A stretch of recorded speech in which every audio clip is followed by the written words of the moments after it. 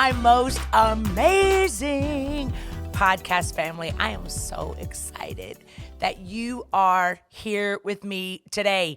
Y'all, I got a great topic that I want to talk about today called resilience. How to be resilient, how to bounce back, how to get out of your feelings and get into some healing. How do you conquer resilience? Here's one thing I want to tell you. Today, you're going to feel empowered. I feel this. You are going to feel empowered to know that you can do anything but fail. Like giving up is an option, but it's not your option. Like resilience is something that God's given us. All of us have it. The reason some people seem like they're crushing life is simply because they refuse to allow their circumstances to be bigger than their God. Sometimes it's easy to allow ourselves to get into a place where we focus on the mountains. We make little bitty molehills out of mountains, right? And then we begin to tell our God how big our mountains are. Instead, we need to tell our mountains how big our God is, right? So I want to help you today with how to be resilient. First of all, let me just thank you for joining me today. Thank you for doing life with me. Thank you for sharing me with all your friends. Y'all are so good to me. Thank you for all of you that are in my RTK inner circle, that are trusting me to mentor you every day. Thank you to my Limitless Church family that calls me your pastor. Oh, thank you so much for all of you that buy in my store, my rtkstyle.com store. I just love y'all so much. Here's what I want you to do before we get into this. I would love for you right now to subscribe to the channel that you're watching on because it matters. Subscribe, like it. Put it as favorites, right? If you're listening on iHeartRadio, Spotify, Apple Podcast, wherever you're watching or listening from, or whether you're watching me on my Real Talk Kim YouTube channel, subscribe. And then I need you to leave me a review. You know, nobody knows. We've got 8 billion people in this world. There's a lot of people that go off of a review of a podcast to know if they want to subscribe and like live with me for a while God gives me words to help them get free. So leave me a review. Give me a 5. And then I would ask you to share this podcast. Y'all know I've changed it up a little bit in the last few months. I've done a lot of changing, and I'm going to talk about it in this podcast. I've done a lot of hard things that scared me to death in the last 6 months. But when I look back, it was worth every tear. It was worth every get up and move when I didn't want to. It was worth it all because I feel like the level that God is taking me to right now, y'all, it was worth it all. And we're going to talk about it today. How God uses your pain as a pulpit. As God will take your wounds and turn them into wisdom. How God will take your test and make it your testimony. How God will take your scars and turn them to stars. I'm telling you, man, everything that you're going through that has knocked the wind out of you was all a part of the plan. Even when we make mistakes, even when we go the wrong way, even when we say yes to the wrong person, even when we mess up on that job, even when we take something for granted and we lose it, God always replaces with better. He just does. He ain't like Buddha. We ain't got to feed him fruit. We ain't got to rub his belly, right? He is an on-time God. Yes, he is. And so I'm about to shift this over to a break. And while I'm giving y'all a break, get your popcorn, get your RTK podcast journal, notebook out, because you definitely want to take notes. Resilience, we all go through setbacks, but how we bounce back is what matters. I'm excited that you're here with me. Go on and call a friend, phone a friend, and y'all watch this, listen to this podcast together. I love you. I'll see you in a minute. Hello, everybody. I am so glad that you are here today. I want to talk to you really quickly about subscriptions. Do you know how many subscriptions you got? Do you know how much it costs you a month?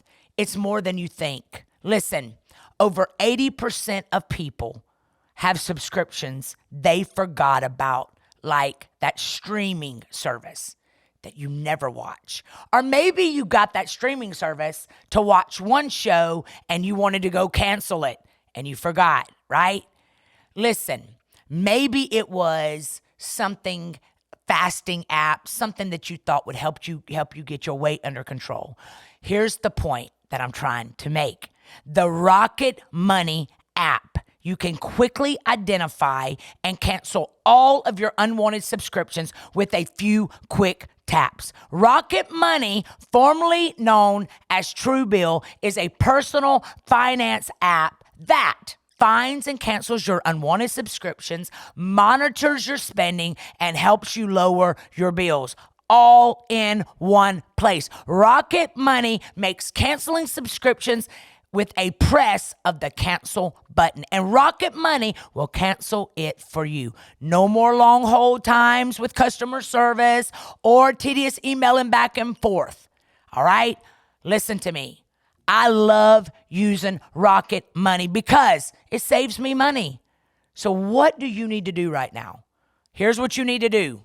Stop throwing your money away. rocketmoney.com/realtalkkim. Go right now to rocketmoney.com/realtalkkim. rocketmoney.com/realtalkkim. They're going to help you save a lot of money, just like they did me. Love you.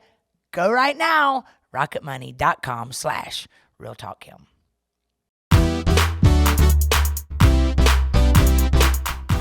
Welcome back, everyone. So excited that you are with me today. Y'all know I always say that because I'm just always so thankful that you take time. Y'all actually wait on these podcasts to drop.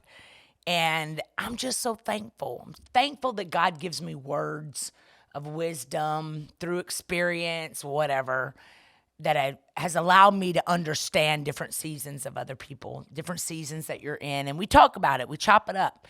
And today we're talking about resilience because I feel like resilience is so necessary in moving into another chapter. You've got to be resilient. And the enemy always plays on our confidence. The enemy always magnifies the place of our greatest pain that almost, if we're not careful, it will paralyze us to stay in a season and that season define our lifetime.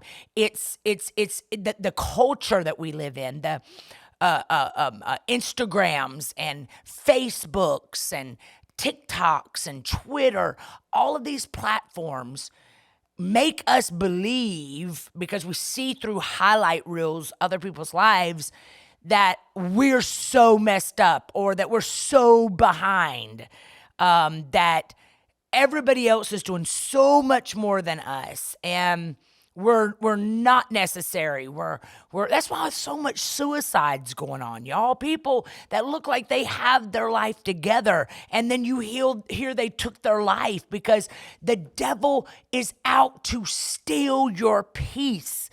The devil is fighting you not because you're weak, but because you're strong. Because the devil doesn't want you to birth your next chapter. That's why when you begin to realize that every single part of your life was necessary, all the mistakes were necessary. All the pain was necessary. All the rejection was necessary. All the bad hits were necessary because it's made you who you are.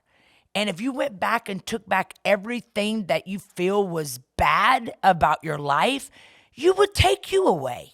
The very thing that makes you awesome is the falls, the pain, the difficulties, because it showed you that you could fight when you wanted to quit. It showed you that you were stronger than you thought you were.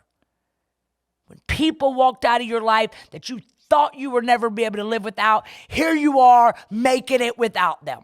And sometimes we got to remind ourselves and others, I was blessed before you, and I'm going to be blessed after you. And that sometimes is all you need for resilience. Resilience is what keeps you going. Setbacks happen. It's how you bounce back that counts. All right? I found this testimony because a lot of people send me testimonies all the time. In fact, I'm writing a new book right now that'll be out in August with HarperCollins, and it's called You Gotta Get Up. You gotta get up. You gotta get up. If you gotta pull your big old thick thigh, pull it. But you gotta get up. So this is one of the testimonies that I wanted to share. First, her father died, and then congenital defects in her spine and pelvis finally caught up with her. She was experiencing deliberating pain, migraines, and increasingly high blood pressure when she finally took time off to regain her health. She says, I was feeling like I was falling apart. I was so focused on my intellectual output and productivity that I neglected my physical comfort. So taking a leave of absence from her PhD program felt like a devastating setback. But she managed to get well enough to return, earning a master's in pediatrics disease. When she said this, I was like, that sounds way too smart for me. She got her degree in disease prevention. And today she works as a body mechanics and expert, helping other people avoid the sort of chronic pain that she endured. Everyone experiences personal and professional setbacks throughout their lives. Sometimes several minor setbacks in a single day. And the trick is figuring out how not to be derailed by them, but to see them as part of your journey. Y'all listen to me. As I was reading this testimony and thousands of testimonies that I get that I'm putting in my book, You Gotta Get Up, I'm so reminded of how important it is to know how to handle stress, to handle crisis, because where your greatest pain is, the greatest difficulty, the greatest season of your life with the greatest suffering is the very place that God is going to use you. I get told this or asked this question all the time. What is my purpose? I don't know what my purpose is. I did a conference not too long ago with about probably 1,000 people. And one of my first questions was a leadership conference. And one of my first questions was, how many of you know your purpose? Maybe 20%. So they confidently knew what their purpose was. And I was dumbfounded because I think we have a propensity to blow this situation up in a way that we overthink it. You know what I'm saying? Like we overthink it. We are so searching for our purpose that we put too much, we go OCD on it, right? Your purpose, I would never be doing a podcast right now. I would never be pastoring a church. I would never have an RTK inner circle with thousands of people in it. I would never be doing webinars and classes, 7-week courses, if I wouldn't have gone through devastating heartbreak in my life. I hated these seasons. I hated them. I hated having to heal from a heartbreak. I hated being rejected. I hated that I didn't trust people. I hated that I could not I couldn't have any accountability in my life because nobody was going to tell me what to do because I didn't trust anybody. I hated being raised in a religious home that made me feel like women were less than. I hated all of these seasons.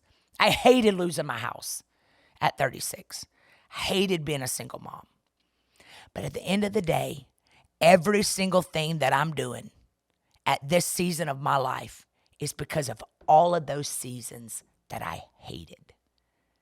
I'm not using one single thing that I got in a good moment. Why? Because I didn't fight for those.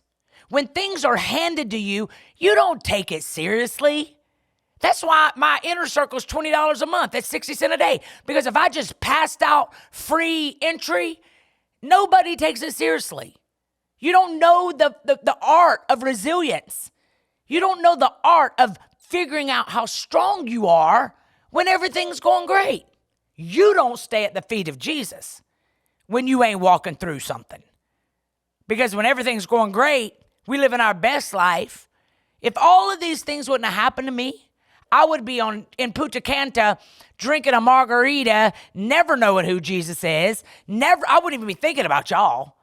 I went from hating people, literally raised in a preacher's home. I hated people.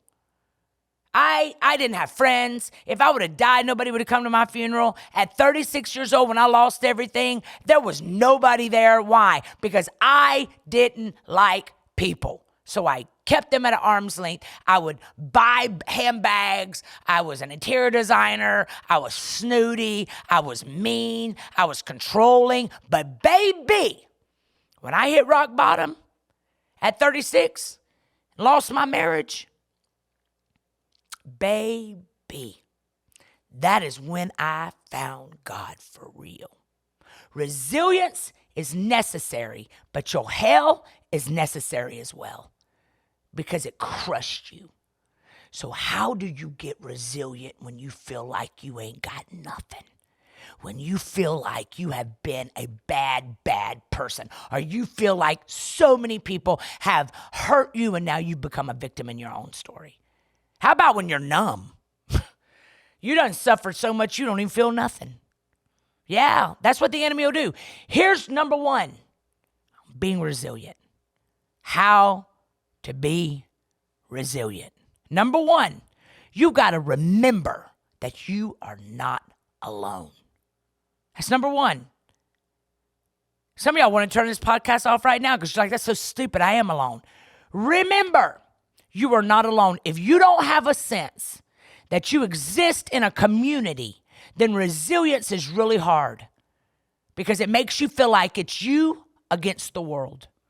That's why I built my RTK inner circle. People from all over the world are in my inner circle, and we connect on Monday nights on that Zoom. It's because you cannot feel alone. When I was walking through my divorce at 36 years old, I would lay in my bed and cry because I was alone. But it was the greatest thing that ever happened to me because I found my purpose. I found my resilience in that pain, in that 5 years of healing. I realized I was stronger than I thought. A lot of times it's hard for people to recognize when it's time to stop trying, right? Because you're doing it yourself. You need to see where disclosing the problem you're having is a safe and appropriate place where people can be there for you, love you, and not let you stop. People have different internal thresholds for that, but I'm often encouraging people to lower their threshold and find some friends. You are not alone. You are not alone. You are scared. You are scared to trust again. You are scared to put yourself out there. Y'all, I remember when I was married to my baby's dad, 18-year marriage. And I remember at probably year 15, I realized, because for the first 10 years, it was good. We were best friends. It was a great marriage. I loved him more than I loved God. You hear me? We backslidden. We weren't really in church. Both of our parents were pastors. We met at Bible school. And here we had allowed church hurt to cause us to pull away from community. And I remember at probably year 15, I realized, we are in trouble. Sin had taken us further than we wanted to go. It cost us more than we wanted to pay and was keeping us longer than we wanted to stay. And now our marriage was going to hell in a handbasket. And I remember sitting down one day and there was this worship song on. And at this point, it was just so bad. There was no connection in our marriage. The kids' lullabies every night was screaming and hollering. In fact, I remember when I did that show, Preachers of Atlanta, which was 15 years after my divorce with their father. And I'm on Preachers of Atlanta, and I had convinced myself that I was a great mom, that we were only out of church for 3 years, I just had told myself a bunch of lies in order for myself to feel okay with losing a marriage, ending back up at my mama's house, because that's what we do. We'll lie to ourselves and believe the lie. And so I remember one day I was taping Preachers of Atlanta, and all the cameras were going, kind of like in this room today. All the cameras and lights were rolling, and Preachers of Atlanta never gave me a script. They never gave me a script. Like everybody's like, oh, those reality shows are all fake. They're planned. Mine wasn't. Like, it was reality. They never gave me a script. They would just come in my house, and then they would say, figure out what you're going to talk about with your family. We're going to roll the cameras for 8 hours and just follow you around. Well, in my head, all my family was there, my sons, my mom and daddy, and we were eating dinner. And I had just taken over my mom and dad's church, and are slowly taking it over. And I was really bothered because at that time I was traveling all over the world. I'm still traveling all over the world, but it was kind of new then. And every place I would go, I would always see the preacher's kids running everything in the building. They were working the sound. They were playing the drums. They were leading worship. They were just very active in ministry. And my sons weren't. My two sons were not. They had seen a lot in ministry, and it had jaded them. And I remember while the TV cameras are rolling, we're eating, and I was like, guys, I want to talk to y'all about something. Now the cameras are rolling, okay? I'm setting you up the scene. And I'm sitting there, and I said, Morgan and Lincoln, I just got something on my heart that I want to talk to you about today. You know, Mom is taking over Mimi and Papa's church, and I need your help. And I don't feel like you're eager to help me. You know, you could take it or leave it. Now, they were showing up, but they weren't present. They were showing up because they loved their mama. And it had been me and them two for the last 9 years, right? All we had was each other. So they were showing up for Mom, but they weren't present. Their hearts weren't there. And I remember saying to them, you know, I just need you to step up and help me. I need you to be present. And I remember Lincoln. And if y'all know Lincoln, Lincoln's me. Lincoln is sassy. He's like dramatic. He is, whatever comes out of his mouth comes out of his mouth. And he said, we don't want to help because we don't want to. We don't like that church. And I was shook. I was like, oh my God, this is going to be on national TV. And this boy's like, we don't like your church. We ain't never liked this church. We don't like Papa's. When Papa was preaching, he would go forever. I mean, they just spilt it. And I remember thinking, oh my God, my ears got hot. I was thinking, oh, this is going to be on national TV. And they didn't just stop there. I said, the next thing out of my mouth was, I got to pull this thing around because everybody in the world's going to be looking at this and I got to save the day. And I said, but guys, I raised you in church. And here comes both of them. No, you didn't. We ain't been to church in 10 years. All of a sudden, one day, you and Dad get divorced. You move us from Florida. Y'all, this is on live TV. You move us from Orlando, Florida. You rip us up out of our schools. You move us to Mimi and Papa's house. Then all of a sudden, every Sunday, every Wednesday, we got to go to church. You throw us in a Christian school. I mean, they just... bleh. And at that very moment, I started crying. And I wasn't crying because they embarrassed me. I was crying because the reality of the life I had chosen for them, how I had stayed in this relationship that was very toxic a lot longer than I should have because of what religion told me I had to do. If I got divorced, I was going to hell on a slip and slide. So I rode this wagon all the way out until me and their father was so toxic and addiction took over our home. And reality was lullabies at night were us screaming and hollering because sin had come in and I had allowed religion. I had told myself in my head that God is such a mean God, that he is just like all those Christians that lie, that act like they saved, but they ain't. And here I am sitting in front of a camera with my sons, and the reality and totality of their story is, Mama, you lying. And for the first time, I sat in the pain on live TV. And at that very moment, instead of defending myself, reality hit me. And I said, sons, what do you need from me to change this narrative in your head so that we can change our trajectory? And y'all, that 8-hour episode that they taped in my house was the reason I did Preachers of Atlanta. To this day, I know that's why I did Preachers of Atlanta, because it allowed me to sit in the truth of the life that I denied. Because we will lie to ourselves and we never get resilience because we lie to ourselves about the way something went down. The last few episodes I've talked about this. And today I'm telling you, sometimes you got to push, pause, and get some perspective. And that's what I did.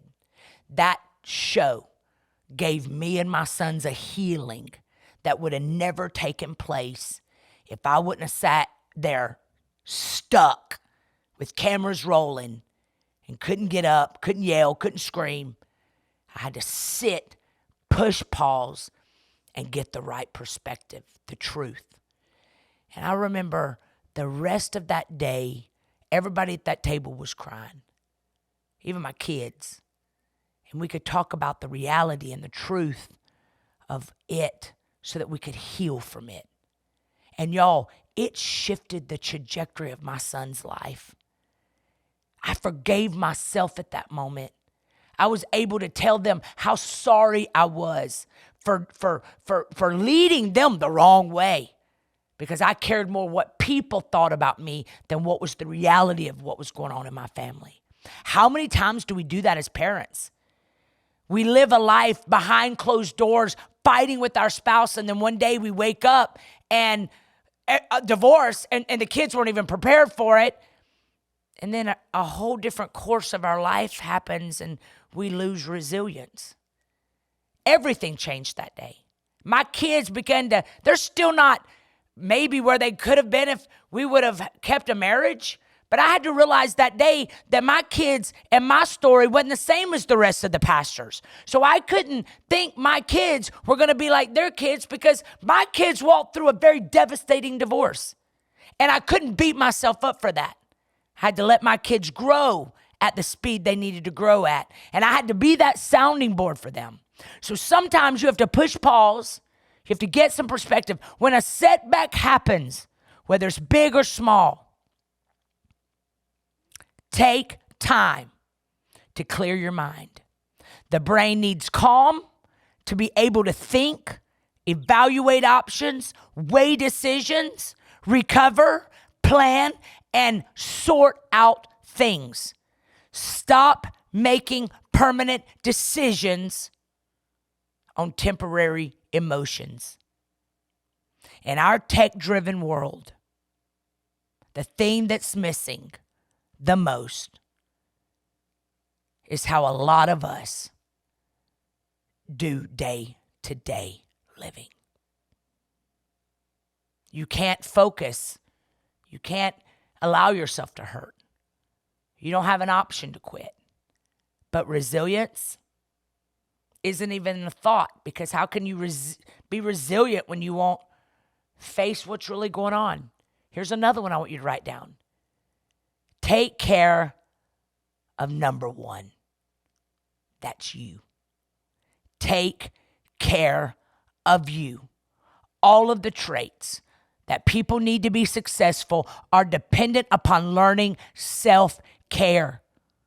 Self-care. Science director from Stanford Medicine University for compassion research and education says, number one example, creativity is the number one attribute that CEOs look for in employees. And yet creativity cannot come from a mind that is stressed and overworked.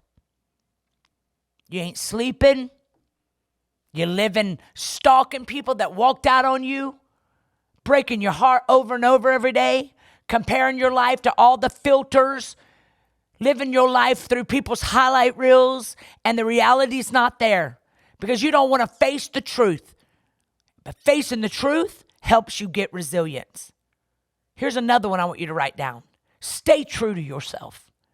Stay true to yourself. Setbacks, the way they might treat someone who betrayed you, is a setback. Personally, you cut ties. Instead of cutting ties, listen, we should double down on values, on passions. And one of the things that I talk about all the time in values is personally meaningful to myself. It is literally saying to yourself, stop and sit with yourself. Stop and see what your heart is saying. Stop and get reconnected with yourself. Y'all, when I was walking through my divorce, there was a quiz was on Facebook, and I wanted to do the quiz.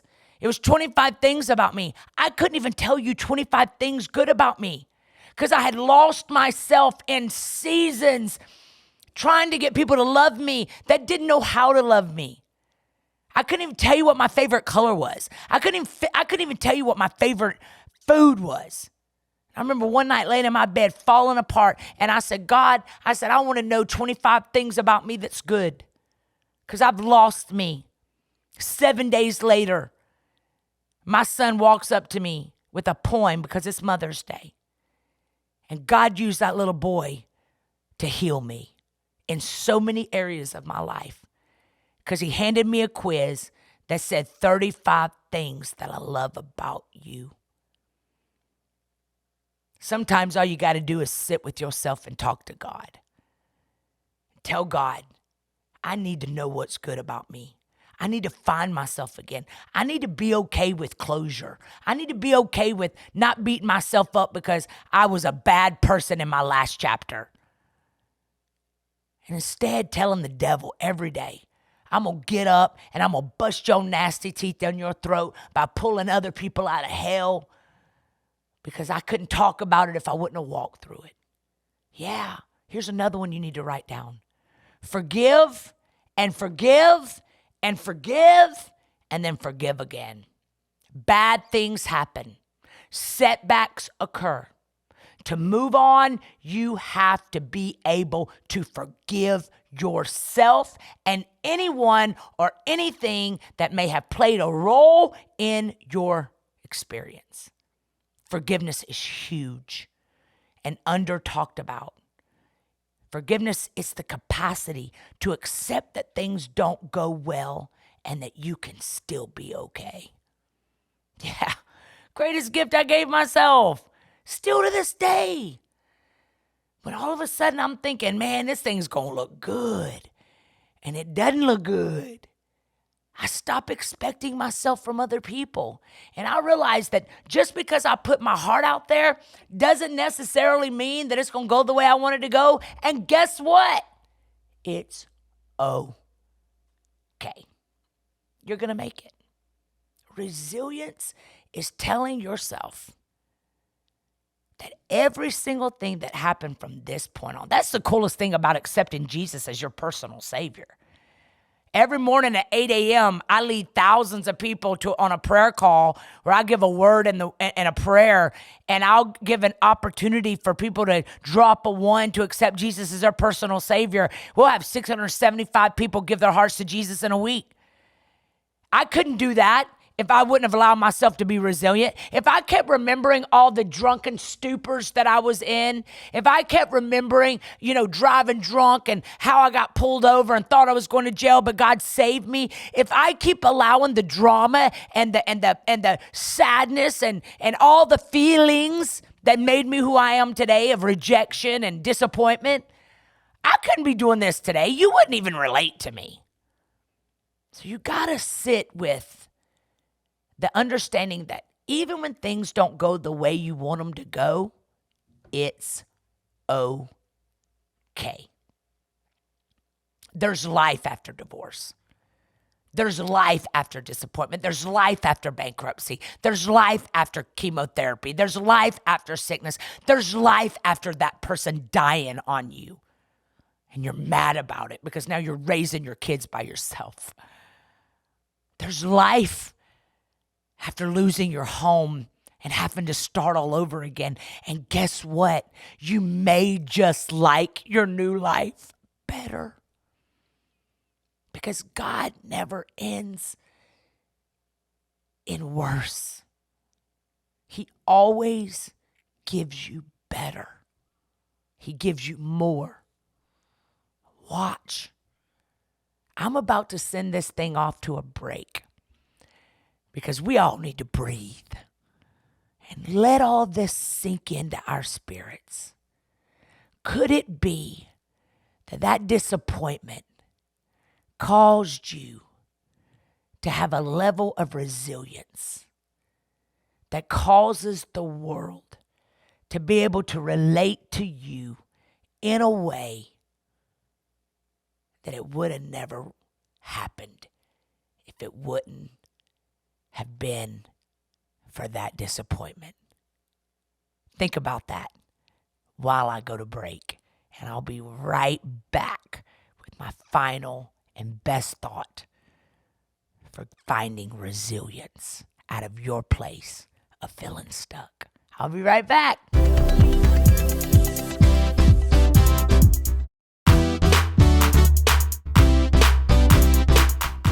Welcome back. Man, what an incredible podcast on resilience. I've never really spoken about resilience.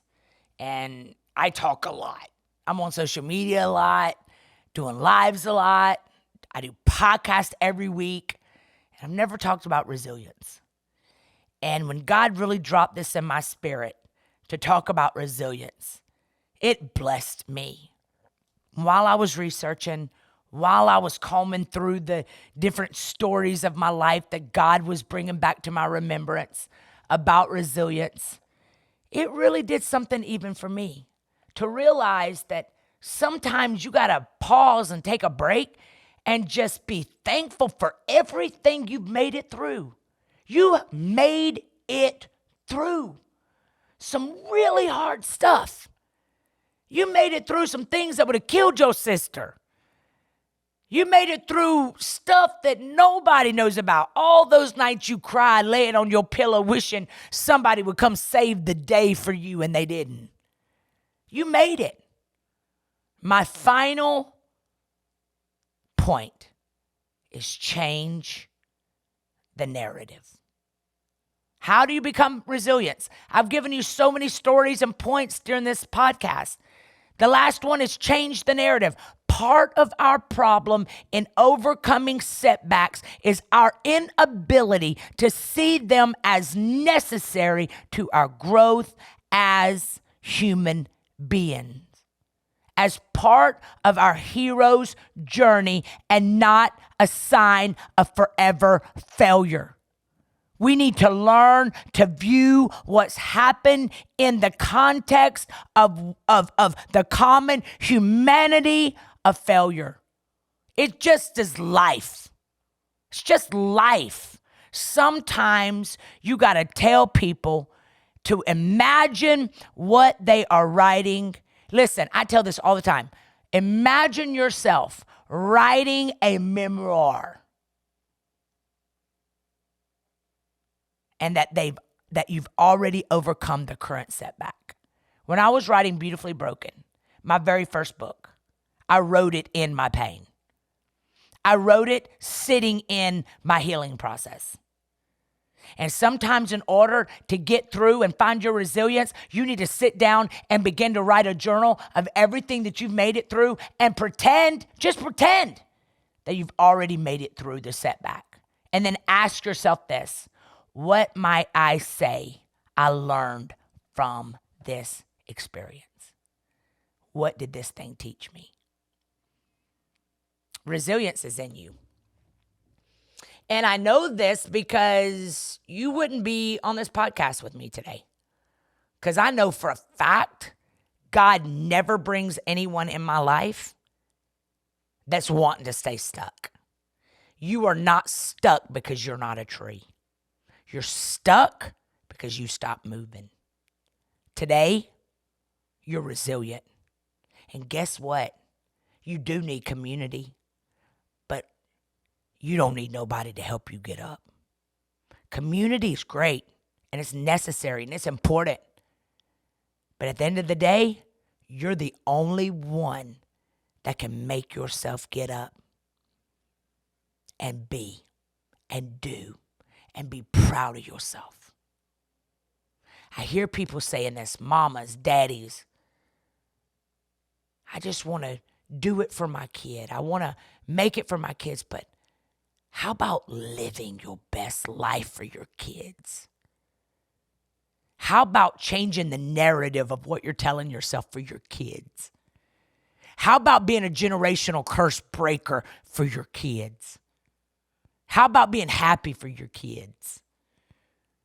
I believe today that you've decided to get up, and I'm so proud of you.